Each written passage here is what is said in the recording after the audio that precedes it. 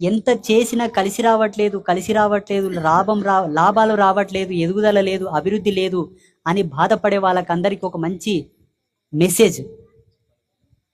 నువ్వు ముందుకు పోవట్లేదంటే నీ వెనక ఏదో నిన్ను లాగుతుందని గ్రహించు. నువ్వు ఎదగట్లేదంటే ఏదో తొక్కుతుందని గ్రహించు.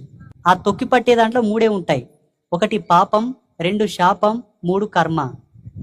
ఇంకా చేతబడులు అవి వంటి ఇంకా ఉంటాయి అనుకోండి, అవి ఎప్పుడు తప్పవు మీకు.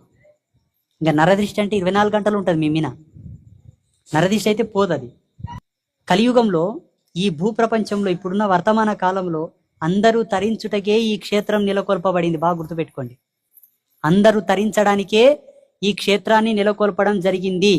అందులో అందరి కష్టాలు, అన్ని విధాల సమస్యలు, అన్నిటికీ ఇక్కడ సమాధానం దొరుకుతుంది. ఇక్కడ సమాధానం ఉంది. కేవలం మీరు చేయవలసింది ఒకటే, చిన్న ఫోటో, వెనకాల పేరు, గోత్రం, అమ్మకు చూపెట్టుర్రి, రుద్రశూలం దాకిరి, ఏమన్నా తలుచుకోరు అడబెట్టుర్రి. ఈ పీఠంలో మీకు ఏం మెటీరియల్స్ ఏం కావాలని అవి ఇస్తారు. కాళ్ళ నొప్పుల నుంచి మొదలుకొని అన్నిటికీ సమాచార కేంద్రంలో అడగాలి. అయ్యా మాకు పలానా సమస్య ఉంది, ఏం తీసుకుంటే బాగుంటుందంటే వాళ్ళు ఒక లిస్ట్ ఇస్తారు, స్లిప్ ఇస్తారు, దాంట్లో కొన్ని మెటీరియల్స్ మీద టిక్ పెట్టిస్తారు.